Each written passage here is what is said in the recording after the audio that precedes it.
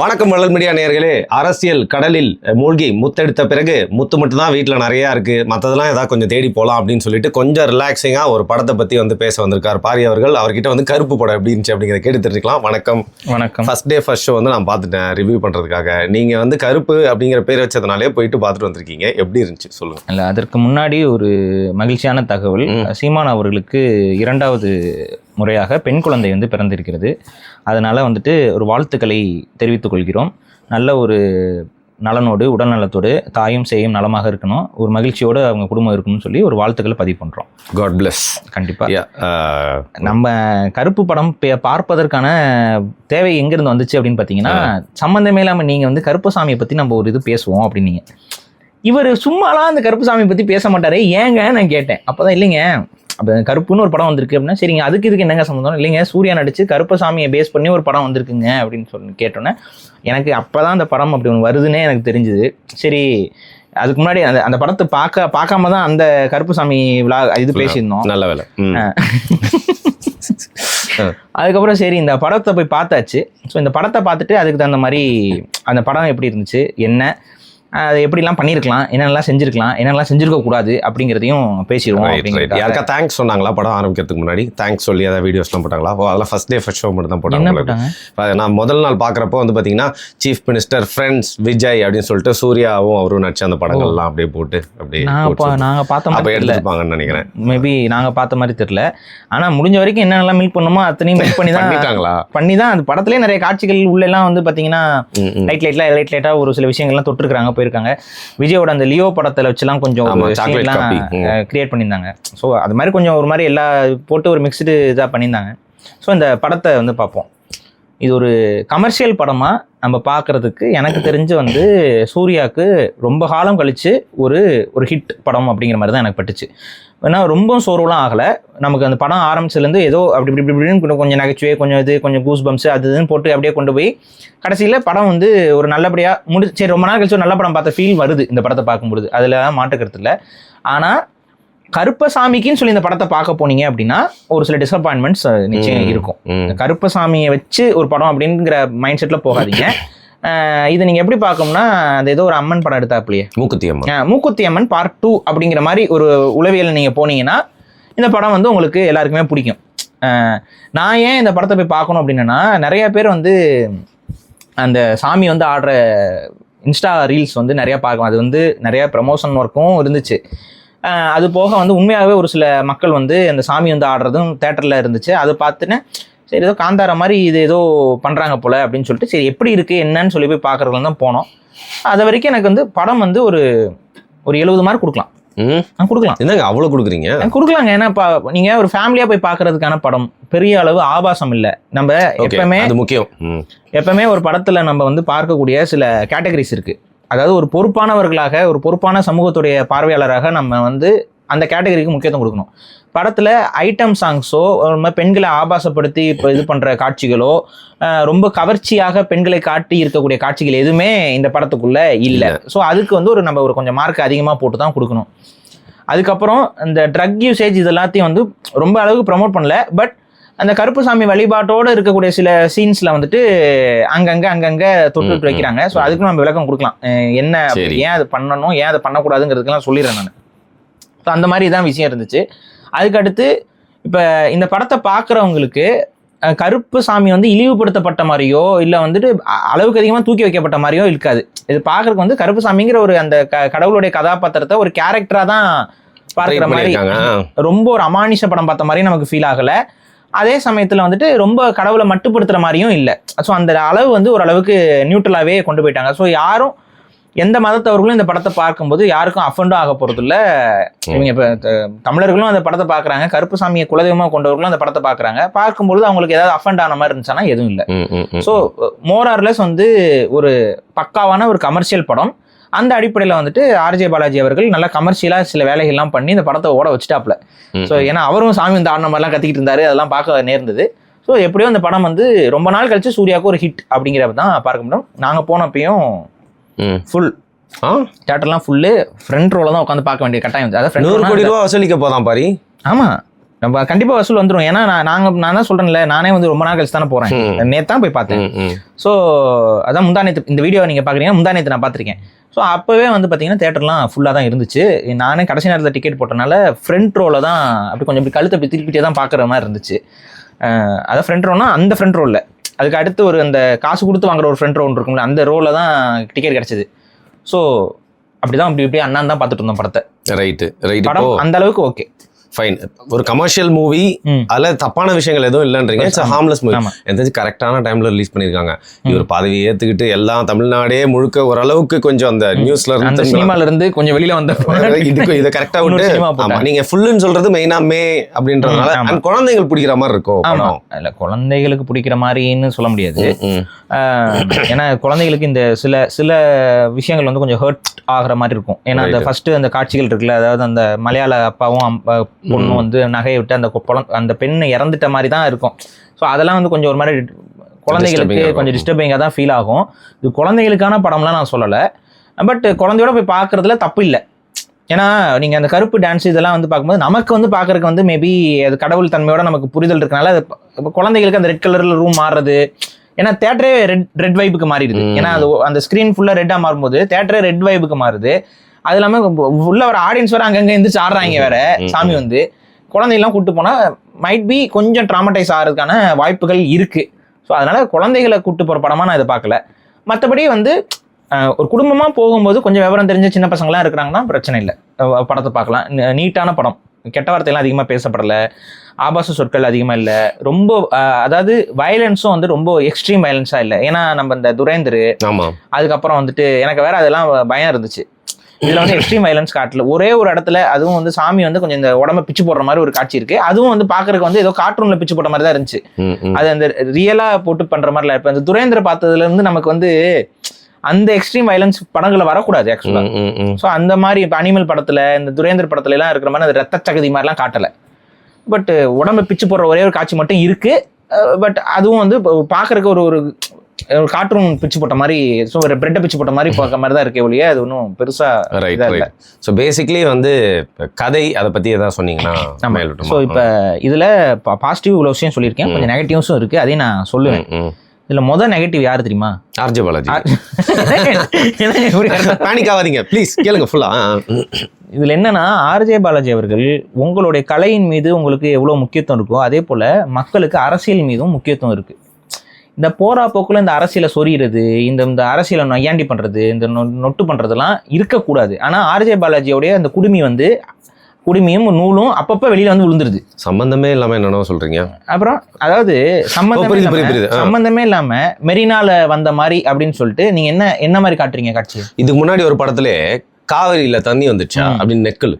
அப்ப தமிழ் தேசியம் சார்ந்த விஷயங்கள் எல்லாத்தையும், அதாவது எதனால வந்து கிரிக்கெட் இதை பார்க்காதீங்க, வந்து அந்த நேரத்தில் மக்களுக்கு வந்து போராட்டம் பண்ணிட்டு இருக்காங்க, அப்போ வந்து நீங்கள் கிரிக்கெட்டுக்கு முக்கியத்துவம் கொடுக்காதீங்க, அந்த ஐபிஎல் வந்து நடத்தாதீங்கன்னு சொல்லி மக்கள் போராடினாங்கன்னா அதுக்கு ஒரு காரணம் இருக்கு. ஏன்னா அன்னைக்கு இருந்த ஹைகோர்ட் வந்து என்ன சொல்லுச்சு அப்படின்னு பார்த்தீங்கன்னா, கோர்ட்லேயே டிஸ்கஷன் பண்ணாங்க. விவசாயிகள் போராடுறாங்க இதெல்லாம் சொல்றாங்க, மக்கள் ஒன்றும் அப்படிலாம் ஒன்றும் சலனமே இல்லையே, அங்கெல்லாம் எந்த ஒரு பிரச்சனையும் இருக்க மாதிரி தெரியலையேன்னு சொல்லி அங்கே ஜட்ஜு கேட்குறாருங்க. மக்கள் போராடுறாங்கன்னா அப்பெல்லாம் போராடுற மாதிரி தெரியலையே அப்படிங்கிறாங்க. ஏன் தெரியல? ஏன்னா நீங்கள் மக்கள் போராடுற அந்த டைமில் ஒரு பெரிய கொண்டாட்டம் மாதிரியான விஷயங்களை கொண்டு வந்து மக்களுக்கு அந்த புரிதல் இல்லாமல் பார்க்க வைக்கிறீங்க. இப்போ இவங்க பிரச்சனைனா, காவேரியில் தண்ணி வரலைன்னா விவசாயிகள் மட்டும் பாதிப்பு. ஒரு அடிப்படை அறிவு வேணாம், விவசாயிகளுக்கு அது முதல் பாதிப்பு. நமக்கு உங்களுக்குலாம் தண்ணி எங்கேருந்து வருது? தண்ணி யூஸ் பண்ண மாட்டார் போல. இன்னும் போர்லேருந்து வருதுங்க. போர்வெல்லுக்கு தண்ணி எங்கேருந்து வரும்? மழை நன்னீருங்கிறது உள்ள வந்தா தான் நமக்கு தண்ணி எல்லா பக்கம் கிடைக்கும். உங்க வீட்டை சுற்றி இருக்கிற செடி கொடி மரம், உங்க இப்போ நீங்க இன்னொன்று பாருங்க, காவேரி டெல்டா ரீஜியன்ல எத்தனை உயிரினங்கள் இருக்கு. மனுஷனை மட்டும் பார்க்காதீங்க, எத்தனை காக்கா இருக்கு, எத்தனை சிட்டுக்குருவி இருக்கு, எத்தனை பெரிய பெரிய உயிரினங்கள் இருக்கு, எத்தனை முதலைகள் இருக்கு. இதுகளுக்கெல்லாம் தண்ணி வேணுமா வேண்டாமா? ஆறு ஓடணுமா வேண்டாமா? அங்க இருக்கக்கூடிய மீன்கள்லாம் அந்த ஆறு வரலைன்னா அது எல்லாம் இந்த குளம் மாதிரி இருக்கும். ஆறு வந்தாதான் அந்த மீன்களோட இனப்பெருக்கம்லாம் ஆகும். ஐர மீன் குழம்பு எங்கேருந்து கிடைக்கும்? ஐர மீன் குழம்பு, ஐர மீன் எங்கேருந்து கிடைக்கும்? காவேரியிலேருந்து தானே கிடைக்கும். காவேரியில் தண்ணி ஓடலைன்னா ஐர மீன் எங்கேருந்து வரும்? இந்த ஒரு அடிப்படை அறிவே இல்லாமல் எதையுமே புரிஞ்சுக்காம தண்ணி வரலைன்னா என்னப்பா அப்படிங்கிற மாதிரி ஒரு உளவியல் இருக்கு பாருங்க. இதை நம்ம உடைக்கணும் முதல்ல. அப்ப அன்னைக்கு காவேரி போராட்டத்திற்காக மக்கள் போராடி கொண்டிருக்கும் போது கிரிக்கெட் மேட்சை கொண்டு வந்து அதை டைவர்ட் பண்ண வேண்டாம்னு சொல்லிட்டு மக்கள் வந்து கிரிக்கெட் நடத்தாதீங்க, ஏன்னா இது கொண்டாடுற நிலைமை இல்லை, ஏன்னா மக்கள் வாழ்வாதார போராட்டத்துக்கு போராடிட்டு இருக்கும்போது இங்க கிரிக்கெட் மேட்ச் அது இதுன்னு சொல்லுவாருங்கன்னா, இவர் வந்து கிரிக்கெட்ல வந்து இது பண்றவர், வர்ணனையாளர். அதான் வர்ணனையாளர் வந்துட்டு பால புறா புறா புறா அப்படின்னு சொல்லி இந்த மாதிரி காமெடி பண்ணிட்டு பேசிட்டு இருக்க ஆளு நீங்க. தயவு செய்து சும்மா ஒரு பேச்சு வாக்குல கூட அதை காமெடின்னு சொல்லாதீங்க. சரி, ஓகே, அது ஏதோ ஒன்று பண்ணிட்டு இருப்பீங்க, ஒரு கோவம் வர மாதிரி ஒரு காமெடி பண்ற ஒரு கை தேர்ந்த நபர் அவரு, எப்பவுமே அப்படிதான் பண்ணுவார் அவரு. ஆக்சுவலாக அப்படிதான் ஒரு ஃபேமஸே ஆனாரு. இந்த கிராஸ் டாக்குன்னு சொல்லிட்டு அடுத்தவனை வெறுப்பேற்றி விட்டுட்டு அது ஒரு நகைச்சுவைன்னு சொல்லி ஒரு சாடிஸ்ட் மென்டாலிட்டியில சுத்திக்கிட்டு இருந்தவர். இப்போ அதே மென்டாலிட்டியில வந்து படத்தை எடுக்கிறீங்க, அதே மென்டாலிட்டி வந்து எல்லாத்தையும் பண்றீங்க. அது வேற. இந்த போராட்டத்துக்கு உங்களுக்கு என்ன சம்மந்தம்? சம்மந்தமே இல்லாம அங்க கிரிக்கெட் நீ விளையாடாம நிப்பாட்டிட்டா காவேரிலேருந்து தண்ணி வந்துருமா? காவேரிலேருந்து தண்ணி வரல, அதுக்கு நீ என்ன பேச சொல்லு. காவேரிலேருந்து தண்ணி வரலன்னா நீ போய் கிரிக்கெட் விளையாடுவியா? இது சொல்லு. உன் வீட்டில் இலை விழுந்துச்சுன்னா நீ போய் கிரிக்கெட் விளையாடுவியா? உன் வீட்டில் தண்ணி இல்லைன்னு சொல்லி உங்க அம்மா குடத்தை கொடுத்து பிடிக்க சொன்னா நீ போய் கிரிக்கெட் விளையாடுவியா? அப்படித்தானே இருக்கு. தண்ணி இல்லை, மக்கள் போராடிட்டு இருக்காங்க, அந்த நேரத்தில் எதுக்குடா கொண்டாட்டம்னு சொன்னா கிரிக்கெட் போட்டி நடத்தாம இருந்தா காவேரிலேருந்து தண்ணி வந்துருமான்னு எகத்தாலம் தானே இது. அங்கே ஜட்ஜி கேட்குறாரு, அங்கெல்லாம் எந்த பிரச்சனையும் இல்லையா, மக்கள்லாம் ஜாலியாக கிரிக்கெட் பார்த்துட்டு இருக்காங்கிறாரு ஜட்ஜு. ஸோ அந்த ஒரு படத்துலையும் அந்த மாதிரி வேலையை பண்ண நபர் இந்த படத்துல பாருங்க என்ன பண்றாரு. மெரினா ப்ரொடெஸ்ட் வந்து நக்கல் அடிக்கிறாப்ல, அங்க வந்து சப்போர்ட் பண்ற மாதிரிலாம் டயலாக்லாம் விட்டு வீடியோ போட்டாப்ல. அதுதான் இப்போ வந்துட்டு மெரினால கூடின மாதிரி கூட வச்சிருவேன் அப்படின்னா அப்ப அது என்ன மாத்துறாரு பாருங்க. அதை அப்ப மெரினால மக்கள் கூடினது வந்து இயல்பாலாம் இல்லை, இந்த மாதிரி ஏதோ ஒரு இது பேசிக்கா நான் பிஜேபி சொல்ற கருத்துங்க. வேற என்ன பிஜேபி என்ன சொல்லும்? ரஜினிகாந்த் என்ன சொன்னாரு? போராட்டம்னா நாடு சுடுகாடு ஆயிரும். நாடு சுடுகாடு ஆயிடுச்சா? நீங்க உங்க நிலைமை என்னன்னு போய் பாருங்க. இந்த மாதிரி பேசினா நீங்க என்ன ஆயிருக்கீங்கன்னு பாருங்க. ரஜினிக்கு சொல்றேன், இல்ல நின்னா 100% ஜெயிச்சிருப்பாரு, அது வேற விஷயம்னு வச்சுக்கோங்க. நிக்க மாட்டார்ல, ஆனா நின்னா 100% ஜெயிச்சிருப்போம். நிக்க மாட்டார்ல, எத்தனை வாட்டிங்க சொல்றது? நின்னா 100% ஜெயிச்சு போல நிக்க மாட்டாருங்க, அதான் விஷயம். அப்ப இங்க விஷயம் என்னன்னா, இதுதான் எல்லா பிஜேபி காரங்களும் இதே தான் பண்றது. மக்கள் ஒரு பிரச்சனை வருதுன்னா மக்கள் எல்லாரும் ஒன்று கூடி தான் குரல் கொடுக்க முடியும். அந்த குரல் கொடுக்கறது எப்ப பார்த்தாலும் நெகட்டிவா காட்டுறதுங்கிறது வந்து குடிமிகளுக்கும் நூல்களுக்கும் ஒரு பழக்கமா இருக்கு. நான் கேட்கறது என்னன்னா, எவ்வளவோ முற்போக்குவாளர் மாதிரி தன்னை காமிச்சிட்டு இருக்கக்கூடிய ஆர்ஜே பாலாஜியும் கூட அதே குடுமி அதே நூலுங்கிற சிந்தனையில தான் இருக்காரா? மெரினா ப்ரொடெஸ்டர் கொச்சப்படுத்தி பண்ண வேண்டியது அவசியம் என்ன? மெரினால உட்காந்த மாதிரி உட்கார வச்சிருவேன் அப்படின்னா என்ன உட்கார வச்சிருவேன்? நேரத்தில் ஒரு துணுக்கு செய்தியும் சொல்லணும். நீங்க இதை வந்து மே 18க்கு முன்னாடி ஒரு மேட்டர் சொல்லியிருந்தீங்க மெரினா. அந்த சொல்றேன் வரேன். இது இருக்கு. இப்போ அடுத்து இன்னொன்று பண்ணாப்புல அந்த படத்தில் பார்த்தீங்கன்னா, போராடா ஒரு வாழையந்தடான்னு ஒரு பாட்டு இருக்கும். அந்த பாட்டு ஆக்சுவலாக யாரு எதுக்கு போடுவாங்க? அது பொதுவாக வந்து பார்த்தீங்கன்னா வந்து பட்டியல் சமூகத்தில் இருக்க ஒடுக்கப்பட்ட மக்களுக்கு உண்டான ஒரு போராளித்தனமான சாங். அது வந்து மக்களோட இப்போ பட்டியல் சமூகம் மட்டும் இல்லை, பொதுவாகவே போராட்டத்துக்கான மக்களை வந்து அணிதிரட்டுறதுக்கு அந்த ஒரு சாங்கை வந்து எல்லாருமே வந்து ரொம்ப ஃபேமஸான சாங்கு. அதை கொண்டு வந்து வேணும்னே ஃபேக்கா ஒரு மாதிரி நெகட்டிவான ஒரு விஷயத்துக்கு போராட்டம் பண்ற மாதிரி. அப்ப இவர் என்னவா கன்வே பண்றாரு அந்த படத்துல காட்சிகள்ல, மக்கள் போராடுறது எல்லாமே திருட்டுத்தனம் பண்றதுக்கு, முள்ளமாரித்தனம் பண்றதுக்கு, தனிப்பட்ட செல்ஃபிஷ்னஸ்க்காக தான் போராடுறாங்க. தனிப்பட்ட பணம், அதாவது பாத்தீங்கன்னா வந்து லாயர் ப்ரொடெஸ்ட்லாங்கும் போது அவங்க எல்லாம் ஆட்டோ ஓட்டிட்டு இருப்பாங்க, இது பண்ணிட்டு இருப்பாங்க, அவங்க எல்லாம் வந்துட்டு ஒரு ரவுடி கேங் வந்து அப்படிங்கிற மாதிரி காட்டுறீங்க. அதிகமா அட்வொகேட்ஸ் இருக்கிறது எந்த சமூகத்துல? நவீன சங்கர் போல இவர் அதிகமா அட்வொகேட்ஸ் இருக்கிறது எந்த சமூகத்தில்? பட்டியல் சமூகத்தில். இதான் உண்மை. ஆமா, ஏன்னா அவங்களுக்கு ஒவ்வொரு பிரச்சனைக்கும் போராடி அந்த உரிமைகளை பெறுறதுக்கு அதிகமாகவே அட்வொகேட்ஸ் படிக்கிறது யாருன்னு பார்த்தீங்கன்னா பட்டியல் சமூகத்தவர்கள் தான் படிப்பாங்க. ஏன்னா அதுதான் அவங்களுக்கான பாதுகாப்பு. அதிகார வர்க்கத்தோட ஒவ்வொரு விஷயத்துக்கும் மோதி அவன் வந்து நசுக்க அதுலேருந்து தப்பிக்கிறதுக்கு இருக்க ஒரே வழி சட்டத்தை கையில் எடுக்கிறது தான். அதனால அதிகமான நபர்கள் அந்த சட்டத்தை கையில் எடுக்கணுங்கிறதுக்காகத்தான் அட்வொகேட்ஸாக மாறி இருக்காங்க. இதுல குறைபாடுகள் இருக்கா, நிறைபாடுகள் இருக்குன்னா அதெல்லாம் பெரிய விவாதத்துக்குரியது. சிலர் இருக்கிறாங்க. ஆனா இந்த படத்தை நீங்க பாத்தீங்கன்னா உங்களுக்கு ஆக்சுவலா நீதித்துறையின் மீது நம்பிக்கை வருதா, நம்பிக்கை போகுதா? இந்த படத்துடைய அல்டிமேட் எய்ம் நீதிமன்றத்தின் மீதும் நீதித்துறையின் மீதும் மொத்தமா நம்பிக்கை இலக்கை தான் வைக்கும். இது கருசாமி மேல தான் நம்பிக்கை வருது, நீதிமன்றத்து மேல நம்பிக்கை. கருப்புசாமி மேலே உங்களுக்கு நம்பிக்கை வராது. அதுக்கு நான் காரணத்தை சொல்றேன். ஏன்னா சாமி வந்து வாதாட போறதுங்க இல்லைங்கிற அந்த கான்செப்ட் மாதிரி தான் யோசிப்பீங்க. அது வந்து அப்பனா என்ன, மனுஷனால நீதிமன்றத்தில் நீதி வாங்க முடியாது. கடவுள் இறங்கி வந்தாதான், கடவுளே மனுஷனா இருந்தாலும் நீதி வாங்க முடியாது. இதுதான் இந்த படத்துடைய நியதி, இந்த கோர் கண்டென்ட். இது நீதிமன்றத்தை அடிக்குது. இப்ப நீதிமன்றத்தோட அதிகமா போராடி கொண்டிருப்பது யாரு? பிஜேபி. ஒவ்வொரு மக்கள் விரோத செயல் திட்டத்தையும் பிஜேபி கொண்டு வரும்பொழுது பிஜேபிக்கு எதிராக எல்லாரும் நீதிமன்றத்துக்கு தான் போறாங்க. அது பிஜேபி மட்டும் இல்ல, எல்லா ஆளும் கட்சியுடைய ஒவ்வொரு செயல் திட்டத்தை எதிர்த்து மக்கள் வந்து எங்க போய் நிற்பாங்க? நீதிமன்றத்து தான். ஏன்னா மக்களுக்கு இருக்கக்கூடிய ஒரே ஜனநாயக வழி பாதை வந்து நீதிமன்றம் தான். இப்ப நமக்கு ஒரு பிரச்சனைனா நம்ம அடுத்து எங்க போவோம்? நம்ம கையில அதை எடுக்கக்கூடாது. அப்ப நம்ம நீதிமன்றத்துக்கு தான் போவோம். அப்ப நீதிமன்றத்தின் மீதும் நீதிபதிகளின் மீதும் நீதித்துறையின் மீதும் நமக்கு நம்பிக்கை வரணும். அதுல சில முறைகேடுகள் இருக்கு, அதுல சில குறைபாடுகள் இருக்கு. ஆனா ஒட்டுமொத்த நீதித்துறையின் மீதே நம்பிக்கை இழக்கும்படியாக இந்த கதை அம்சத்தை கொண்டு போறதுங்கிறது வந்து அது ஒரு ஹெல்த்தியா ஆர்கானிக்கான ஒரு விஷயமா நான் பார்க்கல. மாறாக இதை பார்க்குறவங்களுக்குலாம் நீதிமன்றத்துக்கு போகணுங்கிற எண்ணமே போயிடும். இந்த படத்தை பார்த்தவங்களுக்கு அந்த படத்தில் இருக்க காட்சிகள்லாம் பாருங்களேன். ஒருத்தர் வந்து இது நின்னாரு, அவருக்கு வந்து காலங்காலமாக இது வரல அப்படின்னா இது நடந்திருக்கு. இந்த மாதிரி நடந்திருக்கு. ஆனால் எப்படி நீங்கள் பார்க்கணும் அப்படின்னா, கிட்டத்தட்ட ஒரு 1000 பேர் நீதிமன்றத்துக்கு போகிறாங்கன்னா அதில் ஒரு 100 பேருக்கு அங்கே நீதி வழங்கப்படலை. ஆனால் மற்ற 900 பேருக்கு நீதி கிடைச்சிருக்குல்ல, ஏதோ ஒன்று ஒரு தீர்ப்பு ஆயிருக்குல்ல. அப்போ மெஜாரிட்டி தான் நீங்கள் பார்க்கணும். இந்த இடத்துல எக்ஸப்ஷன்ஸை வச்சு பாருங்க. எக்ஸப்ஷன்ஸ் நீங்கள் சொல்றது தப்பு கிடையாது. ஆனால் இந்த படத்தை பார்க்கும்போது எல்லாருக்குமே நீதிமன்றத்தின் மீது பெரிய அளவு நம்பிக்கை போயிடும். இந்தியன் ஜுடிஷியல் சிஸ்டத்து மேலே நம்பிக்கை போகுது. ரெண்டாவது, முழுக்க அரசாங்க சால்ரா. இந்த படம் முழுக்க அரசாங்க சால்ரா. அரசாங்கத்தை எதிர்த்து மக்கள் போராடுறது எல்லாமே வந்து ஏமாத்துக்காரங்களும் ரவுடிகளும் திருட்டு பசங்களும் தான் பண்றாங்கிற மாதிரி படத்துல நியாயவான்களே எவனுமே இல்லை. நீங்க ஃபார் ரைட், முழுக்க ஃபார் ரைட். இது கவர்மெண்ட் பண்றதுலாம் நல்லதுக்கு தான்பா அப்படிங்கிற கான்செப்ட்ல தான் இந்த படம் வந்து மறைமுகமா சொல்லிக்கிட்டே இருக்கு. வந்து நீ வந்து எதுவும் இது பண்ணிக்காத, நீ வந்து எதுவும் செஞ்சுக்காத, எல்லாமே இது. அப்போ போராடுறவன் எல்லாமே வந்து பார்த்தீங்கன்னா செல்ஃபிஷ்னஸ்க்காக பண்றான்னு. அப்போ அந்த போராடுறதையும் மக்களை அணிதிரட்டுவதையுமே ரொம்ப கொச்சைப்படுத்தி ஆர்ஜே பாலாஜி வந்து இந்த படத்துல காட்டியிருக்காரு. அது வந்து வெளிப்படையாகவே அவருடைய தவறான ஒரு மேலாதிக்க சிந்தனையோடைய வெளிப்பாடாக தான் நான் அதை பார்க்குறேன். இந்த ஆஸ்பெக்ட்ல அந்த படத்தை எடுத்தது ஆர்ஜே பாலாஜி தான். அவர் தான் டைரக்டர். ஸோ பேசிக்கலி அது வந்து எனக்கு இந்த படத்துல சுத்தமாக பிடிக்காத ஒரு நிகழ்வா இருந்துச்சு.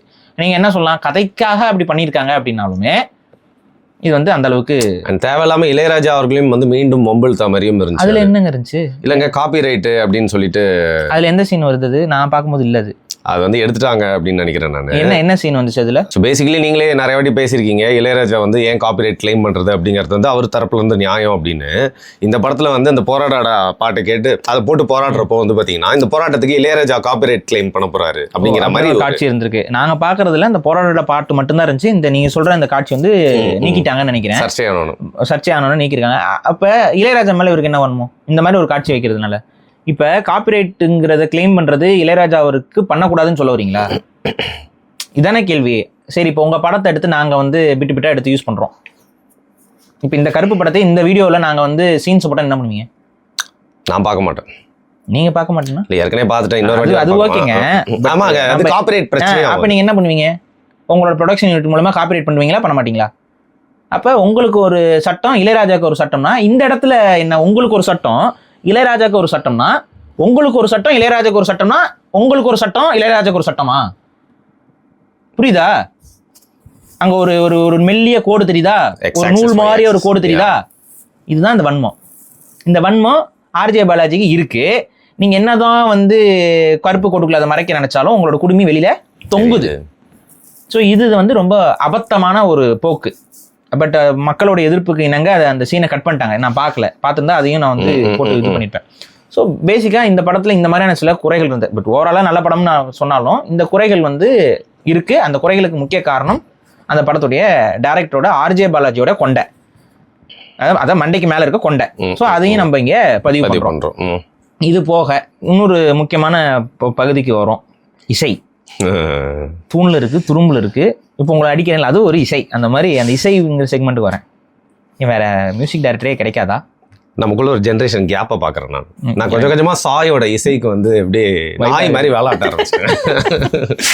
எனக்கு உண்மையிலேயே வந்து ஒரு இந்த படத்துக்கான இசையே இல்லை இதில் வந்து அந்த ஒரு அந்த கருப்புசாமிக்கு இருக்கிற ஒரு செக்மெண்ட் கூட ஓகே. பட் அதுவும் ஓகே அளவு தான் நான் ஃபீல் ஆகுது. ஏன்னா இப்போ அவங்களுக்கு வந்து மேபி இப்போ இருக்கிற ஜென்ரேஷனுக்கு மேபி அது வந்து நல்லா படலாம் அப்படியே பாயுது காதில். முழுக்க பார்த்தா அதில் எந்த வார்த்தையுமே நம்ம காதில் விழுகல. சப்டைட்டில் பார்க்கும்போது தான் வார்த்தை ஏதோ ஓடிக்கிட்டு இருக்கான்னு தோணுது. பாட்டில் ஒன்றுமே காதில் விழுகல. ஒருவேளை நாங்கள் உட்காந்த பகுதியில் ஸ்பீக்கர் வந்து ஏதாவது வாய்ஸ் வரலையா என்னன்னு தெரியல. எல்லாம் வெறும் மியூசிக் மட்டும் தான் விழுந்துகிட்டு இருக்கு. ஆனா ஏதோ பாட்டு போய்கிட்டு இருக்கு போல, அந்த அளவுக்கு மியூசிக் ஓவரா இருக்கு, மொழியே அங்க காணோம். இந்த சாய் அபியங்கர் அவருடைய பாட்டுல பல இடத்துல இது நம்ம பார்க்க முடிஞ்சுது. வார்த்தைகளை போட்டு பிச்சு பிச்சு யூஸ் பண்றது, அது எப்படி எப்படி பிரயோகிக்கணுங்கிற அந்த வார்த்தைகளுடைய வரிகள் எதுவுமே பதியாத மாதிரி ஒரு பாட்டு. இது வந்து அப்போதைக்கு கேட்கறதுக்கு வைப் பண்ணிட்டு போயிடுவாங்க, ஆனா காலத்துக்கு இது நிக்காது. இந்த பாடல்களை திரும்ப ஒரு இப்ப சாய் அபியங்கரோட பாட்டியே ஒரு வருஷத்துக்கு முன்னாடி வந்த பாட்டை நீங்க இப்ப போய் கேளுங்க. இல்லை நீங்கள் அப்படி பார்க்கக்கூடாதுங்க. இப்போ எனக்கு அனிருத் வந்து இசை ஞானி இளையராஜா போல் தெரிகிறார். எனக்கு இப்படி தான் அதை கம்பேர் பண்ண முடியுதுன்னு. அனிருத்தோட கொடூரமாக போய்கிட்டு இருக்கு அப்படிங்கிறேன் நான். ஸோ சாய் அபியங்கர் அவர் வந்து திறமையை இன்னும் கொஞ்சம், அது திறமையை கண்டுபிடிக்கணும். திறமையை எங்க இருக்குன்னு, திறமை இல்லைன்னு நான் சொல்லலை. அதாவது நான் எப்படி நான் பார்க்குறேன்னா, உங்களுடைய ஆஸ்பெக்ட் ஆஃப் மியூசிக் வந்து தமிழ் சமூகத்துக்கு நல்லது செய்வது மாதிரி இல்லை, மொழிக்கு நல்லது செய்வது போல இல்லை. அது குறிப்பாக மொழியை வந்து ரொம்ப பின்னுக்கு தள்ளுற மாதிரி இருக்கு. ஓவர் மியூசிக்னா தமிழ் மொழியோட சிறப்பே வந்து அந்த மொழிக்கே அந்த இசைத்தன்மை இருக்கு. அந்த மொழியோட வார்த்தைகள் வரும்பொழுது இன்னைக்குமே வந்து கிளாசிக் சாங்ஸ் எல்லாமே எடுங்க, நீங்க எல்லா கிளாசிக் சாங் எடுங்க, லிரிக்ஸ் பாருங்க, சூப்பராக இருக்கும். லிரிக்ஸ் இல்லாம கிளாசிக் சாங்ஸ்ன்னு போய் பாருங்க, எதுவுமே உங்களுக்கு இருக்காது. நீங்க உங்களுக்கு தெரியுதுல, இப்போ எந்த பாட்டை எடுத்துக்கோங்க, லிரிக்ஸ் இருக்கிற சாங்ஸ் தானே நம்ம கிட்ட காலத்தை கடந்து நின்றுட்டு இருக்கு. போய் பாருங்க. இப்போ இவங்களோட இசைங்கிறது என்னன்னா, அந்த டண்டனக்கா டனக்கு நக்காங்கிறதோடயே இது முடிஞ்சு போயிடுது. அது அந்த நேரத்தில் வேணா வைப் பண்ணிட்டு இருக்கலாமே ஒழிய, அடுத்து ஒரு வருஷம் கழிச்சு கேட்டோம்னா ஓப்பனா லிட்டரலி நான் சொல்றேன், காதுக்குள்ள ஈயத்தை ஊத்துற மாதிரியே ஃபீல் ஆகுது. ஷெல்ஃப் லைஃப் ரொம்ப கம்மிங்க பேசிக்கலி. இவ்வளவு கெட்டு குட்டிச்சோரா போற ஒரு இசையை வந்து செய்யறதுக்கு எதுக்கு இல்ல போன வருஷம் எனக்கு ஏற்றுக்கொள்ளவே முடியாது. என்ன தெரியுமா, கருப்பசாமிக்கு பாட்டு போடுறீங்க, உரிமை மேலமே இல்லைங்க இன்ஸ்ட்ருமெண்ட்ல. கருப்பசாமிக்கு பாட்டு பாடல், அதில் உரிமை மேலமும் ட்ரெடிஷ்னல் மியூசிக்குமே காதில் விழுகவே மாட்டேங்குது. எலக்ட்ரானிக் மியூசிக் மட்டும்தான் விழுகுது. எவனாவது கருப்பசாமிக்கு எலக்ட்ரானிக் மியூசிக்கை போட்டுட்டு உட்காந்துருப்பானா? எப்படி அந்த அந்த அந்த கல்ச்சுரல் கனெக்ஷனே இல்லை பாருங்க. கல்ச்சுரல் கனெக்ஷன் வேணுங்க. ஒரு கல்ச்சுரலான ஒரு விஷயத்த நீங்கள் வந்து டச் பண்ணுறீங்க அப்படின்னா அதில் கல்ச்சுரல் கனெக்ஷனை விடக்கூடாது, அதை பிடிச்சி வைக்கணும். அதை நீங்கள் இதை மட்டும் அதை செஞ்சுருந்தீங்கன்னு வைங்க, படம் இன்னும் 2 மடங்கு நல்லா இருக்கும். அதாவது மலையாளிஸோட ஒரு விஷயம் பண்ணுவாங்க, மாடர்ன் மியூசிக்ல அவங்களுடைய அந்த கல்ச்சர் ஃபியூஷன் பண்ணுவாங்க, நல்லா பண்ணுவாங்க. அது பண்ணணும். நீங்க வந்து அப்படியே என்ன காட் மோடுன்னு ஒரு சாங் இல்லை, அதுல வந்து இதுல என்ன கொடுமைனா, கருப்புசாமியை வந்து ஆடுற மாதிரி அதுல காட்டிட்டு இருக்கீங்க. அதுல வந்து ஒரு இங்கிலீஷ் பாட்டு மாதிரி இருக்குது, அது காட் மோடு அது இதுன்னு போட்டுக்கிட்டு அதுல வார்த்தையும் ஒன்றும் காது பேட் மோட்னு வேணா வச்சுக்கலாம் அந்த பாட்டு. எனக்கு என்னன்னாங்க, போன வருஷம் இவங்களுக்கு எதிராக நான் வீடியோ போட்டேன் இந்தாங்க மியூசிக் அப்படின்னு சொல்லிட்டு கொஞ்சம் அந்த மாதிரி ஒதுக்கி வைக்கிற மாதிரி பண்ணாங்க. இப்போ நான் அவங்க கூட ஜாயின் பண்ணிட்டேன். புரியுதா? இது வந்து வேற வழியில் ஒதுங்கியே இருந்துக்கலாம். ஒதுங்கியே இருக்கிறதா எனக்கு ஃபீல் நல்லா இருக்கு. இது வந்து இசை வந்து தப்பான இசை. இது ஓப்பனாக சொல்றேன், தப்பான இசை. இந்த இசையை நீங்க கேட்டீங்கன்னா குழந்தை அழுகும். ஒரு இசைனா குழந்தைய தூங்க வைக்கணும். ஒரு சின்ன தம்பி பாட்டுனா குழந்தை தூங்கும். ஆமா, இந்த இதெல்லாம் போட்டீங்கன்னா குழந்தைக்கு வந்து பைத்தியம் முடிச்சிடும், பைத்தியக்கார குழந்தையா மாறிடும். அப்படிதான் மாறிட்டு இருக்காங்களான்னு தெரியல நிறைய பேர். இதெல்லாம் வந்து இந்த இசையெல்லாம் ஆக்சுவலாக கேட்கக்கூடாத இசையாக தான் இருக்கு. அதுவும் கருப்பசாமிக்குங்கிற ஒரு இதுல வந்து ஒரு மணி சத்தம் கேட்கல, ஒரு சலங்க சத்தம் கேட்க மாட்டேங்குது. அது வந்து முழுக்க என்னமோ வந்து எலக்ட்ரானிக் மியூசிக்கை போட்டு அடிச்சு விட்டு எங்கேயும் தேட்டர் ஃபுல்லாக கத்துது. அதுல ஏதோ அந்த ஒரு பாட்டு மட்டும் ஏதோ கொஞ்சம் தப்பிச்சிருச்சு. ஏன்னா கொஞ்சோண்டு ட்ரெடிஷ்னல் கொஞ்சோண்டு ஒட்டி இருந்தனால தப்பிச்சுது அந்த ஒரு பாட்டு. அந்த பாட்டுக்கு தான் எல்லாரும் சாமி வந்து ஆடிட்டு இருக்காங்க. இல்லை ஒரிஜினலான வந்து கருப்பசாமிக்கு இருக்க மியூசிக்லாம் நீங்கள் போட்டிங்க அப்படின்னா நாட்டுப்புற பாடல்கள் எவ்வளோ இருக்குது தெரியுங்களா? எங்கள் கோயிலுக்கு நான் வந்து இதே வள்ளல் மீடியாவில் ஃபர்ஸ்ட் வீடியோ போய் பாருங்க. குலசாமிக்கு வந்து யானையடி கருப்பு யானையடியான்னு சொல்லுவாங்க. யானையடியானுக்கு எங்கள் பூசாரி பாடுற பாட்டை போய் கேட்டு பாருங்க, அதுவே நல்லா வைப்பாக இருக்குது. அதுவே உங்களுக்கு அந்த எமோஷன்ஸ் கரெக்டாக பொருந்தும். நான் அந்த படம் முடிச்சுட்டு வந்தப்போ போட்டு காமினேன், பிரகாஷ் இதை கொஞ்சம் ஆல்டர் பண்ணி படத்துல போட்டிருந்தாவே படம் ஹிட் ஆயிருக்குமே, அந்த அளவுக்கு இருக்கு. இது இத்தனைக்கும் அது வந்து மரபு வழியாக அவங்க கேட்டுக்கிட்டு பாடுற பாடல். அது கருப்பசாமிக்கு பூஜை செய்யும் போது பாடுவாங்க. அதுக்கு இருக்கிற அந்த எஃபெக்ட் இருக்குல்ல, அந்த எஃபெக்ட் வந்து இன்னும் டிவைனா இருந்திருக்கும். காந்தாரா வந்து ஹிட் ஆச்சு, காந்தாராக்கு அந்த எமோஷன்ஸ் வந்து கரெக்டா பொருந்துச்சு கன்னடர்களுக்கு அப்படின்னா அதுக்கு காரணம் அவங்க டிவைனிட்டியை வந்து அப்படியே கொண்டு வந்தாங்க. அந்த அந்த பாட்டோட அந்த படத்துல அந்த பாட்டுகள் எல்லாமே அந்த டிவைன் மியூசிக் அப்படியே உள்ள கொண்டு வந்தாங்க. ஒரு பரவசம். அப்ப அது இன்னும் நல்லா எசன்ஸ் இறங்குது. இந்த படத்துலயும் நீங்க அதை கொண்டு வந்திருக்க முடியும், ரொம்ப சாதாரணமா கொண்டு வந்திருக்கலாம், ஆனா கொண்டு வரல. அப்படியே சும்மா உங்களுடைய இசை திறமையை காட்டுறேங்கிற பேர்ல எல்லா எலக்ட்ரிக் மியூசிக்கும் கொண்டு வந்து போட்டு விட்டீங்க. நான் தான் சொல்றேன், உரிமை சத்தமே இல்லைங்க. உரிமை சத்தத்தை நீ மியூசிக்ல கொஞ்சம் பயன்படுத்தி பாருங்க. உங்களுக்கு நீங்க அந்த இது ஃபீல் பண்ணிருக்கீங்களா? உரிமை மேல அடிக்கும் போது அப்படி ஒரு இழுப்பாப்ல, அந்த இழுவை இழுக்கும் போது உங்களுக்கு இங்க ஆரம்பிச்சு இங்க வரைக்கும் அப்படியே மண்டைக்குள்ள அப்படியே ஒரு மாதிரி ஒரு புல்லரிச்சு ஒரு மூமெண்ட் வரும். அந்த உரிமை சத்தங்கள்லாம் உள்ள கொண்டு வரணும்ல.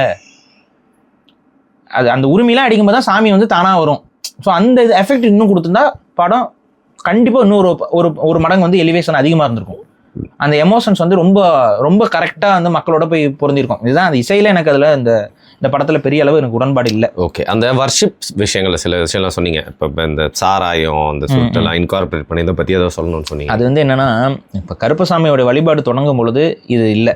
கருப்பசாமிக்கு வந்து படையல் வந்து கல் வச்சு படைப்பாங்க. ஏன்னா கல் வந்து நம்மளுடைய இயற்கையாக கிடைக்கக்கூடிய ஒரு பொருளாக இருந்தது. நம்ம வந்து ரொம்ப மதிக்கக்கூடிய ஒரு பொருளாக இருந்துச்சு அந்த காலகட்டத்தில். அப்போ கல் படைக்கிறதுங்கிறது ஆரம்பத்திலேருந்தே நடுகளுக்கு கல் வச்சு படைக்கிறதுங்கிறதுலாம் இருந்திருக்கு. அது கால ஓட்டத்தில் பட்டசாராயத்துக்கு மாறிச்சு. இன்னைக்கு வந்து டாஸ்மார்க் பாட்டில்ஸையே கொண்டு போயிட்டு கருப்புசாமிக்கு வைக்கிற பழக்கம்லாம் சில இடத்துல பண்ணிட்டு இருக்காங்க. ஆனால் அதெல்லாம் ஆக்சுவலாக தவறான வழிபாட்டு முறைகள். அதில் நம்ம மாற்றணும், அதை செய்யக்கூடாது. அதுக்கப்புறம் சுருட்டுங்கிறதும் வந்து பிற்காலத்தில் வந்தது தான். சுருட்டு வந்து நம்மக்கிட்ட ஆதி காலத்துலேருந்து இல்லை. அது சுருட்டு யார் குடித்தாலும் உடம்புக்கு ரொம்ப கெடுதல். சுருட்டு வந்து ரொம்ப கெடுதல் உடம்புக்கு. சிகரெட்டை விட 5 மடங்கு கெடுதல் அது. ஸோ கருப்புசாமி சுருட்டு குடிச்சிட்டு இருந்தாருங்கிற மாதிரி கான்செப்ட் இதெல்லாம் வந்து பார்த்தீங்கன்னா இடையில அந்த வெள்ளைக்காரன் பீரியட் இருக்கு பார்த்தீங்களா, ஆட் பண்ணது. அந்த ஒரு மோஸ்ட் லைக்லி வந்து பார்த்தீங்கன்னா அந்த 16th to 17th century இந்த காலகட்டத்தில் தான் அந்த சுருட்டு இதெல்லாம் வருது. போலீஸ் கோயில் கட்டுறப்போ அது மாதிரி வச்சுட்டாங்க. அப்படியே வந்து அது வந்து பழகிருச்சு. நீங்கள் இப்போ பார்த்தீங்கன்னா சில கருப்புசாமி கோயில்கள் வந்து பார்த்தீங்கன்னா யூனிஃபார்ம் போட்டுருப்பாங்க கருப்புசாமிக்கு. ஸோ இதெல்லாம் வந்து என்னன்னா லேட்டரில் வந்து சும்மா இந்த குட்டி குஞ்சானங்கள் மாதிரி இருக்கவனுங்க அவங்களா எதை வேணா பண்ணிட்டு இருப்பாங்களே. அந்த மாதிரி வந்துட்டு காவல் தெய்வம்னா ஒரு போலீஸ்காரருக்கு என்ன இருக்கு அதே மாதிரி நம்ம வைப்போம் அப்படின்ட்டு இந்த மாதிரி இருக்குது. நம்ம இப்போ அந்த விநாயகர் சதுர்த்திக்கு கம்ப்யூட்டர் கணபதி, கிரிக்கெட் கணபதி, இந்த வாட்டி பாருங்க விஜய் கணபதினு சொல்லி கோட் ஷூட் போட்டு வைப்பாங்க. நீங்க வேணா பாருங்க, கன்ஃபார்மா வைப்பாங்க. இன்னைக்கு தான் வைப்பாங்கிறீங்களா? அது எனக்கு தெரிஞ்சு போன முறையே ஏதோ ஒன்று வச்சாங்க. ஏதோ ஒரு கணபதி விஜய் கணபதினு வச்சாங்க. வணக்கம் சொல்லிட்டு இருக்க மாதிரி வச்சுட்டாங்க போன முறையே. அவர் கட்சி ஆரம்பிச்சார்ல, டிவிகே கணபதி இருக்கு, கூகுளில் பண்ணி பாருங்க, இருக்கு உண்மையே டிவிகே கணபதினு போட்டு அந்த கொடியெல்லாம் போட்டுவிட்டு வச்சு விட்டாங்க. ஸோ இந்த மாதிரி வந்துட்டு பண்ணிட்டு இருப்பாங்களே. இது வந்து எனக்கு தெரிஞ்ச ஒரு கடவுள்களை வந்து ஒரு மாதிரி இழிவுபடுத்துறது, நம்ம மதிக்கிற ஒரு விஷயத்தை வந்து கொஞ்சம் கேவலப்படுத்துறது தான் இது. ஸோ இந்த மாதிரியான வேலைகளை வந்து பண்ணக்கூடாது. பட்டு அது நமக்கு கருப்புசாமி வழிபாட்டிலுமே நிறைய பேர் இந்த கிறுக்குத்தனத்தை பண்ணுறாங்க. ஸோ அதை அப்படியே இந்த படத்தில் வந்து அது ஒரு மேனரிசம் மாதிரி அந்த சுருட்டுக்கு குடிக்கிறது, அதுக்கப்புறம் வந்துட்டு இந்த சாராய பாட்டில் கொடுக்குறது. நல்ல அட்லீஸ்ட் அந்த சூர்யா கேரக்டர் குடிக்கிற மாதிரி காட்டலை. பட் ஆனால் அந்த படையில் வைக்கிற அந்த காட்சிலாம் கொஞ்சம் இருக்கு. பட் அவர் டேரக்டா எடுத்து குடிக்கிற மாதிரி காட்சி என் கண்ணில் படல. எதுவும் இவ்வளோ நேரம் சூர்யாவோட ஆக்டிங் பற்றி எதுவுமே சொல்லவே இல்லை. சூர்யா இன்னைக்குமே நல்ல நடிகர். அவருடைய நடிப்புல எல்லாம் எந்த குறைபாடுமே கிடையாது.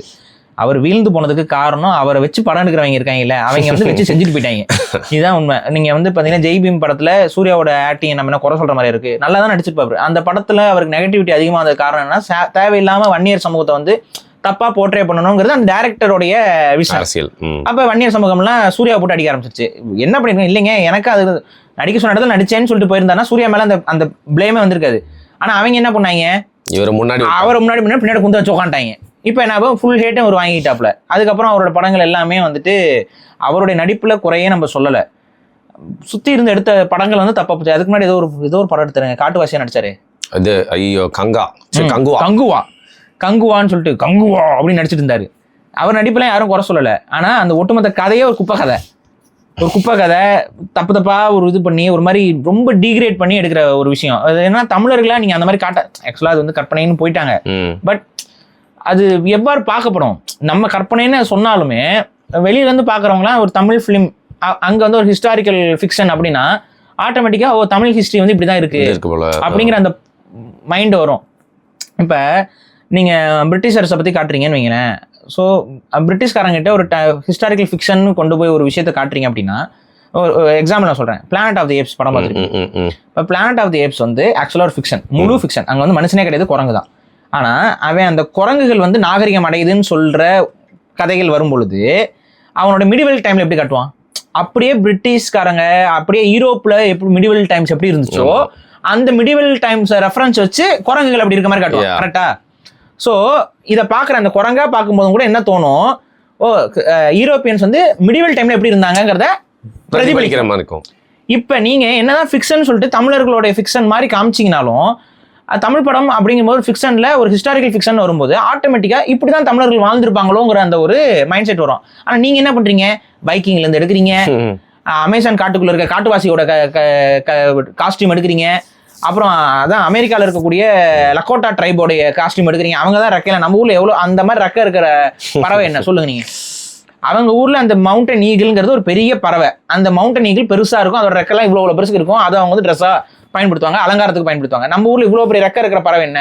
மயில் தொகை பயன்படுத்துவோம். மயில் தொகையை வச்சு காமிக்கிறீங்க. அப்ப இந்த குழப்பம் இருக்கு பாத்தீங்களா? இந்த குழப்பங்கள்லாம் இல்லாம தான் ஒரு ஹிஸ்டாரிக்கல் ஃபிக்ஷனை காட்டணும். அதுல அந்த கங்குவால கோட்டை விட்டீங்க. இந்த படத்துல வந்து ஹிஸ்டரிலாம் ஒன்றும் இல்லை. ஸோ இது பேசிக்கா இருக்கு. ஆனா இந்த படமே ஒரு ஹிஸ்டரி ஆக்சுவலா. ஏன் நான் சொல்றேன், இப்போ இந்த படத்துடைய அந்த கோர் கதை இருக்குல்ல, அது வந்து கண்டிப்பா ஆர்ஜே பாலாஜி எங்க இருந்து எடுத்தாரு அப்படின்னு பாத்தீங்கன்னா, சாட்சி சொல்ல வந்த கருப்புன்னு ஒரு கருப்பு சாமி இருக்கு, ஓகேவா? அதே போல மகாராஜா கருப்புன்னு ஒரு கருப்பு சாமி இருக்கு. இந்த 2 கருப்பு சாமிக்கு கொடுக்குற கதையும் ஒண்ணுதான். அந்த கதையில வெவ்வேறு கான்செப்ட் கொஞ்சம் மாறுது. ஒன்று சொத்து பிரச்சனைக்காக சாட்சி சொன்ன மாதிரி ஒரு இருக்கும், இன்னொன்று வந்து ஒரு கொலை குற்றத்துக்கு சாட்சி சொன்ன மாதிரி. இதுதான். ஆனால் இது 2 குலதெய்வங்கள். இது வந்து என்னன்னா இது 2ஓட கதையுமே வந்து பார்த்தீங்கன்னா பிரிட்டிஷ் பீரியட்ல நடந்தது தான். பிரிட்டிஷ் பீரியட்ல வந்து பார்த்தீங்கன்னா அவங்களுடைய கோர்ட்டில் தானே வழக்குகள் நடக்கும். அதில் வந்து ஒரு கொலை குற்றத்துக்கு ஒருத்தர் வந்து குற்றவாளியாக தண்டிக்கப்பட போறாரு. அவர் அதுக்கு மறுத்து சாட்சி சொல்றதுக்கு, உண்மையான குற்றவாளிகளை காட்டி கொடுக்கறதுக்கு ஆள் இல்லை. அப்ப இவர் தான் குற்றவாளின்னு சொல்லி ஒரு அப்பாவி அங்க பழி கொடுக்க போற. அவர் வந்து கருப்புசாமியோட பக்தர். அப்ப ஒரு நபர் வந்து அந்த கோர்ட்டுக்குள்ள வந்துட்டு ஆதாரத்தோட இவர் தப்பு செஞ்சவங்க யாருங்கிறதுக்கு சாட்சியங்களோட அங்க நீதிபதி கிட்ட விளக்கி சொல்லி புரிய வச்சு தண்டனைய தப்பானவர்களுக்கு வாங்கி கொடுத்து இவனை காப்பாத்துறாரு. அப்படி காப்பாத்துறவரு நீதிமன்ற வளாகத்துக்கு வெளியில போனோன்னே அப்படி மறைஞ்சிடுறாரு. இதை பார்த்தோன்னே கடவுளே வந்து சாட்சி சொன்னிச்சு, அப்ப கருப்பு தான் வந்து சாட்சி சொல்லிச்சுன்னு சொல்லி சாட்சி சொன்ன கருப்புன்னு ஒரு சாமி இருக்கு. இதே கதை தான் மகாராஜா கருப்புன்னு சொல்ற அந்த கதைக்கு வரும். ஆனா அது சொத்து விஷயம். ஒரு சொத்து விஷயத்துல பொய்யா சாட்சி சொல்லி சொத்தை எழுதி வாங்க பார்ப்பாங்க. இந்த கருப்பு சாமி வந்து அந்த குடும்பத்துக்கு குலதெய்வங்கிறனால அந்த கருப்பு சாமி வந்து அந்த சொத்தோடைய முந்தைய விவரங்கள்லாம் இருக்கும்ல, யாருக்கிட்ட இந்த மாதிரியான விவரங்கள்லாம் எடுத்துக்கொண்டு வந்து நீதிமன்றத்திட்ட காட்டி மன்றாடி அவங்களுக்கு அந்த உண்மையான நபர்களுக்கு அந்த சொத்து போற மாதிரி. இது மகாராஜா கருப்புன்னு சொல்லி இந்த 2 கதைகளும் தமிழ்நாட்டில் இருக்கு. ஸோ ஒரு கருப்பசாமி ஆக்சுவலா வந்து இந்த மாதிரி நடந்துச்சுங்கிறது ஒரு ஃபோக் நம்பிக்கை, ஒரு நம்பிக்கை இருக்குல்ல. கொஞ்சம் யோசிச்சு பாருங்க, இந்த படத்தோட முடிவுல அதை மட்டும் காட்டியிருந்தா எப்படி எலிவேட் ஆகும்? சூப்பரா இருந்திருக்கும். இந்த படத்தோடைய முடிவுல ஒரு ஃப்ரேமுக்கு மட்டும் அதை காமிச்சு இப்படி நடந்துச்சு, பிரிட்டிஷ் பீரியட்ல இந்த மாதிரி நடந்துச்சுன்னு சொல்லி ஒரு சும்மா ஒரு ஏஐல ஒரு வீடியோ லைட்டா பண்ணி அதை போட்டு முடிச்சிருந்தா அப்படியே சாமி வந்தானவனுக்கு ஒரு பக்தி வந்திருக்கும். ஓகேவா? ஓ உண்மையா ஒரு நடந்திருக்கும் போல அப்படின்னு. இதை கொஞ்சம் நார்மலா ஒரு 2 நிமிஷம் தேடி இருந்தா கூட இந்த கண்டென்ட் கிடைச்சிருக்கும். அது தெரியாம இருந்திருக்க வாய்ப்பு இல்லை. அதை கொஞ்சம் எலிவேட் பண்ணி தான் கருப்பசாமியோட நம்பிக்கையை எலிவேட் பண்ண மாதிரி இருக்கும். கரெக்டா? ஓ அப்போ வந்து தமிழ்நாட்டில் இந்த சாமியை வந்து கும்பிட்டா அவங்களோட குலதெய்வத்துக்கு இந்த குலதெய்வம் வந்து இந்த அளவுக்கு பண்ணிருக்கு போல, அந்த பவர்ஃபுல்லான ஒரு குலதெய்வம் போலன்னு ஒரு அந்த எலிவேஷன் வந்து கிடைக்கும். அந்த எலிவேஷன் இந்த படத்துல எங்கேயும் இல்லை.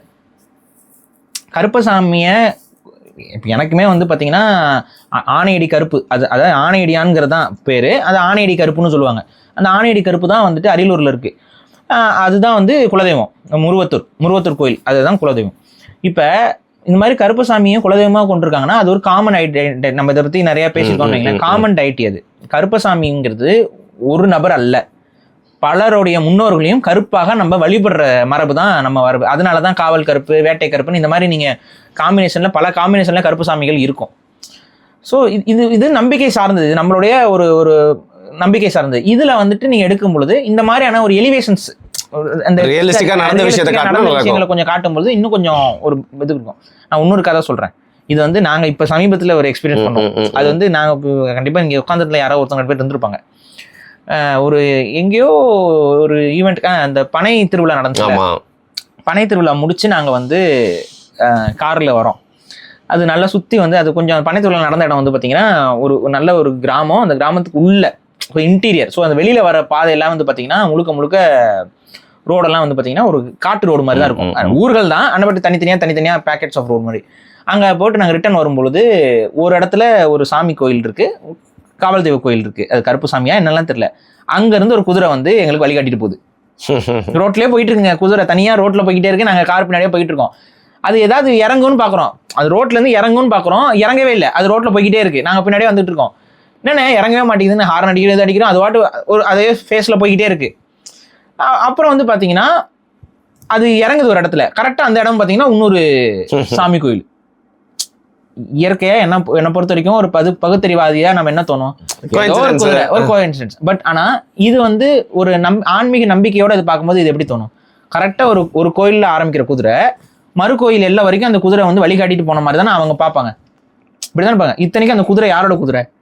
அந்த குதிரை எங்க இருந்து வந்துச்சு, எதுவுமே இல்லை அந்த குதிரைக்கு, ஒரு ப்ரௌன் கலர் குதிரை அவ்வளவுதான். கண்டிப்பா வண்டியில எல்லாரும் இருந்தாங்க, நாங்க அப்படியே பார்த்துட்டு பேசிட்டே வரோம். இந்த மாதிரி ஒரு ஈவெண்ட் நடக்குது. ஸோ இதுதான் அந்த ஒரு நம்பிக்கை இருப்பவர்களுக்கு அது வந்து ஒரு தெய்வ செயல், நம்பிக்கை அற்றவர்களுக்கு வந்து அது ஒரு சாமானிய இது. இப்போ இந்த படத்திலேயே அதை வந்து காமிச்சிருப்பாங்க ஃபர்ஸ்ட் சீன்ல. அந்த மலையாள அப்பாவும் பொண்ணும் வந்துட்டு ட்ரெயின்ல இருந்து இறங்கும் போது அந்த பிரச்சனை நடக்க போதில்ல, அப்போ வந்து பாத்தீங்கன்னா அவங்கள தடுக்கும், கனவுல வந்து கருப்பு வரும். அதுக்கப்புறம் வந்து லக்கேஜ் எடுக்கும்போது அந்த லக்கேஜ் வந்து அந்த கரெக்டாக கருப்பு இருக்க இடத்துல மாட்டோம். அப்போ ஏதோ ஒரு தடங்களை வந்து கருப்பு கொடுக்குற மாதிரி. ஸோ இதெல்லாம் அந்த நம்பிக்கை சார்ந்த விஷயங்களா வைக்கிறது. ஆனால் இந்த படத்தில் ஆரம்பத்தில் கொடுத்த அந்த சில விஷயங்கள் அப்படியே பின்னாடி வர வர வர வர ரொம்ப கமர்ஷியலான ஒரு இதாக போயிடுது. ரெண்டாவது கருப்பசாமியை வந்து ரொம்ப ஒரு நார்மலான ஒரு ஒரு இப்போ சூர்யாவே வந்து பாருங்க நார்மல் ஆள் மாதிரி எங்க உட்காந்துட்டு பழகுற மாதிரி அந்த மாதிரி. அப்புறம் வந்து ப்ரோன்னு பேசுறது, ஏதாவது கொஞ்சம் அந்த ஒரு வேற மாதிரி இருக்கணும்ல, வேற தன்மையிலேயே இல்லை. முழுக்க ஒரு இப்போ இருக்க கேஷுவலான ஒரு ஆள் மாதிரி காமிச்சுக்கிட்டு காட் மோடு அதுன்னு சொல்லுது. இதெல்லாம் வந்து ரொம்ப கமர்ஷியலைஸ் பண்ண மாதிரி ஃபீல் ஆச்சு. இந்த கமர்ஷியலைசேஷன் வந்து எனக்கு ஒட்டலை. அது வந்து இல்லை, இது கொஞ்சம் ஒரு டிக்னிட்டியை குறைக்கிற மாதிரியான ஒரு விஷயமா இருக்கு. பட் ஒரு கற்பனை கதைங்கிற அடிப்படையில் அது ஓகே. பட் அது அப்படி இருக்க வேணாம். அது இன்னும் கொஞ்சம், ஏன்னா கடவுளை பற்றி நம்ம பேசுகிறோம், ஸோ இன்னும் கொஞ்சம் மேன்மைப்படுத்தி காட்டுறது வந்து இன்னும் கொஞ்சம் பெட்டராக ஃபீல் ஆயிருக்கும். ஓகே, ஸோ பேசிக்கலி இந்த படத்தை பற்றி வேற என்னென்ன விஷயங்கள்லாம் இருக்கு உங்களுக்கு சொல்றதுக்கு? இதுக்கு அடுத்து நம்ம அதை பார்க்குறோம் அப்படின்னா வந்துட்டு ஓவராலாக இவங்க செஞ்சிருக்க வேண்டியது இன்னும் கொஞ்சம் அது ஆன்மீகத்தன்மையோட அந்த படத்தை வந்து எடுத்திருந்தா இன்னுமே கருப்பசாமி வழிபாட்டை வந்து ஒரு பக்கம் தூக்கி பிடிச்ச மாதிரி இருந்திருக்கும். அது கொஞ்சம் மிஸ்ஸிங். அது மாதிரி கொஞ்சம் எடுத்திருந்தீங்கன்னா இது காந்தாராவுக்கு ஈக்குவலாக ஹிட் ஆயிருக்கும். காந்தாரா எப்படி ஹிட் ஆச்சோ, அது வந்து எவ்வளோ பெரிய பிளாக் பஸ்டர் ஆச்சோ அதே மாதிரியான ஒரு பிளாக் பஸ்டராக ஆயிருக்கும். இதில் இன்னொரு ஒரே ஒரு இது, அது வந்து இந்த படத்துக்கும் இதுக்கும் சம்மந்தம் இல்லை. பட் சிலர் இப்போ வந்து என்ன பண்ணுறாங்கன்னா, கருப்பசாமி வந்து ஆடுறாங்கல்ல, அதெல்லாம் வந்து பார்த்தீங்கன்னா ஒரு ஃபேக்கு நடிக்கிறாங்க அப்படின்லாம் சொல்லி நிறைய பேர் கமெண்ட்ஸ் போட்டதை பார்த்துருக்கோம். இந்த கமெண்ட்ஸ்லாம் ஏன் காந்தாரா படம் வரும்போது வரல? அது கருப்பசாமி இல்லைல்ல, தமிழ் ஆளுங்க சந்த சாமி, புரியுதா? ஏன் இந்த இதுதான் எரிச்சல் ஆகுது நமக்கு. காந்தாரா படம் வந்துச்சு, காந்தாரா படம் வந்தப்பையும் நீங்க பாத்தீங்க அங்க கர்நாடகா தியேட்டர்ல எல்லாம் நிறைய பேர் என்ன பண்ணாங்க, சாமி வந்த மாதிரி ஆடினாங்க. அதை நம்ம பார்த்தோம். நம்ம ஏதாவது வந்து நடிக்கிறாங்கன்னு ஒரு தமிழ் நம்ப அதை சொன்னானா? கூட சேர்ந்து நம்ம ஆளுங்களாம் டிவைனா ஃபீல் பண்ணிட்டு இருந்தாங்க, எல்லாம் வந்து இப்போ வேற லெவல்ல இருக்கு அப்படின்னு சொல்லி பாராட்டிட்டு இருந்தாங்க. ஆனா அதே இது கருப்பசாமிக்கு பண்ணும்போது போய் கமெண்ட்ஸ்ல போய் பாருங்க, நடிக்கிறாங்க ஆக்டிங் ப்ரமோஷனு, நடிக்கிறாங்க ஆக்டிங் ப்ரமோஷனு, இதுதான் ஃபுல்லா.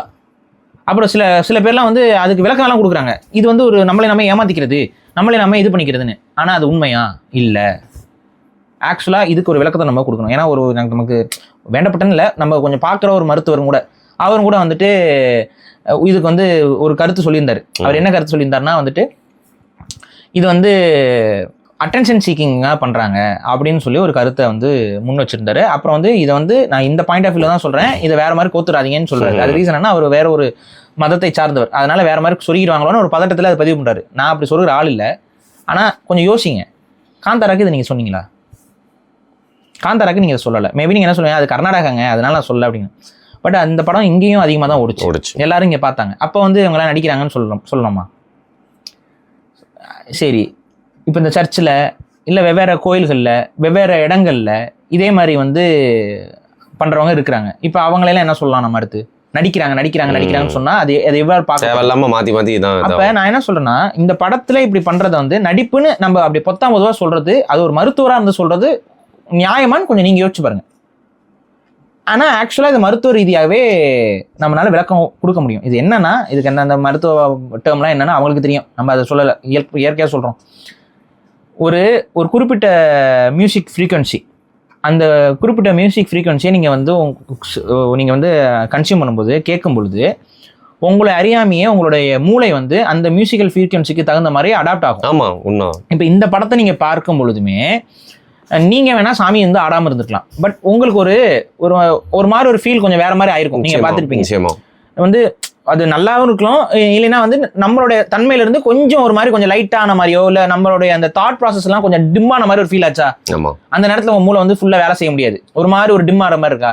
இதுதான் எல்லாருக்கும் நடக்குங்க தேட்டரில். ஏன்னா தேட்டரில் ஒரே மியூசிக், ஒரே இதில் ஒரே லைட்டிங் இதெல்லாம் போட்டு அந்த எஃபெக்டை கொடுக்கும்போது நம்ம மூளை வந்து அந்த ரிதமுக்கு செட் ஆகும். இதில் என்ன ஆகுனா, கொஞ்சம் படித்தவர்கள், கொஞ்சம் பகுத்தறிவு இருக்கிறவங்க, கொஞ்சம் எம்பாரஸ் ஆயிடக்கூடாதுன்னு நினைக்கிறவங்கலாம் அவங்களுடைய கான்சியஸ் மைண்டை ஆக்டிவாக வச்சுருப்பாங்க.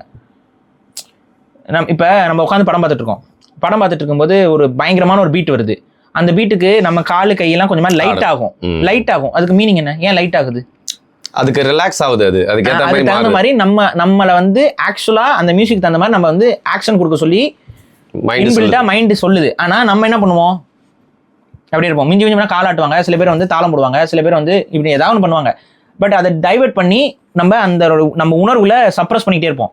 இந்த உணர்வுகளை சப்ரஸ் பண்றது கான்சியஸ் மைண்ட்.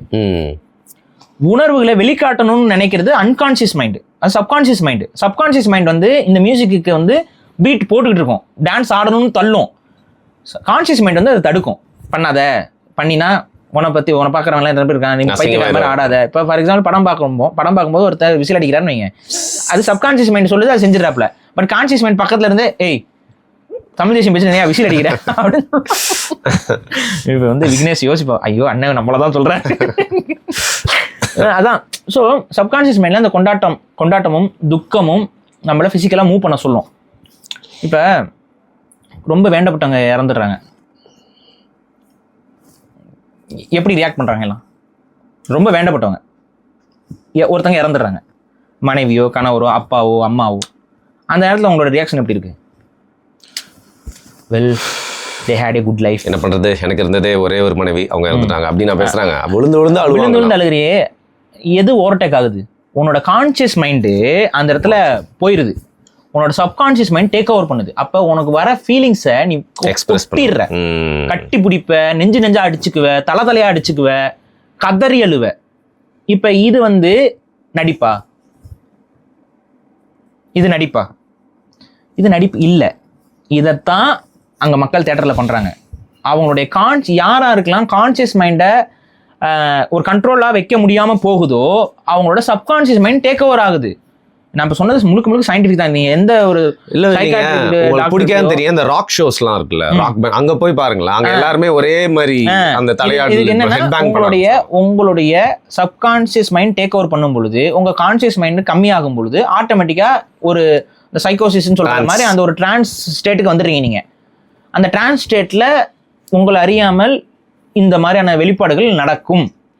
இதை வந்து எல்லாரும் நடிக்கிறாங்கன்னு, மேபி அட்டென்ஷன் சீக்கர்ஸ் 1-2 பேர் இருக்கலாம், பட் ஓவராலா எல்லாருமே நடிக்கிறாங்கன்னு சொல்றது வந்து தப்பு. அதெல்லாம் அப்படி சொல்லாதீங்க. இது வந்து எல்லாரும் அப்படி நடிக்கிறது இல்லை. இது வந்து ஒரு நார்மலான ஹியூமன் பிஹேவியர். எல்லாரும் அப்படி பிஹேவ் பண்ணணும்னு நான் சொல்லலை. பட் அப்படி பிஹேவ் பண்றவங்க நடிக்கிறாங்க, அட்டென்ஷன் சீக்கிங்காக தான் பண்றாங்கன்னு சொல்றது ரொம்ப தப்பு. அதை தயவு செஞ்சு மருத்துவராக இருக்கக்கூடியவர்கள் எல்லாம் அவ்வாறு சொல்லி கொண்டிருக்காதீர்கள். இது ஒரு நம்பிக்கை சார்ந்ததுங்கிறதையும் மனசுல வச்சுக்கிட்டு பொறுப்போட கருத்துக்களை பதிவு செய்யுங்க. இந்த நம்பிக்கை சார்ந்ததுல கருப்பு வந்து ஆடுறதுங்கிற இந்த கான்செப்ட்ங்கிறது எல்லாமே இந்த டிரான்ஸ்ல தான். அதனாலதான் கருப்பு அப்படின்னா மியூசிக் இல்லாமலாம் கருப்பு வரவே வராது. இன்னைக்கும் கருப்புன்னு சொல்லிட்டு அந்த உரிமையை போட்டு அடிக்கும் போது, அந்த இது சலங்கையை போட்டு அடிக்கும் போது தான் பறை இசை அதெல்லாம் கேட்கும் போது தான் அந்த டிரான்ஸ்க்கு அவங்க போவாங்க. இதுதான் இயற்கை, இது நார்மல். ஸோ இது ஒரு நார்மலான பிஹேவியர் தான். இதை வந்து ரொம்ப தப்பான ஒரு விஷயமா கொண்டு போகாதீங்க. சப்கான்சியஸ் மைண்ட் டேக் ஓவர் பண்ணுறதுனால நடக்கக்கூடிய ஒரு நிகழ்வு. ஸோ இதுதான் நம்மளுடைய இந்த படத்துடைய ஓவரால் விஷயம். ஸோ யாரும் இதை வந்து கொச்சப்படுத்த வேண்டாம். கருப்பசாமிக்கு வந்த படத்தில் இது ஓகே, இன்னும் பெட்டரா பண்ணியிருக்கலாம்ங்கிறது ஒரு கன்சர்ன். ஃபைன். இதுக்கு மேலே இந்த படத்தை பற்றி நம்ம அதிகமாக பேசணும் அப்படின்னா ஆர்ஜே பாலாஜி செகண்ட் ஹாஃப்க்கு போட்ட எஃபர்ட்டோட நம்ம அதிகமாக போட்ட மாதிரி அது மாதிரி அப்படியே முடிச்சு விட்டுலாம். நன்றி.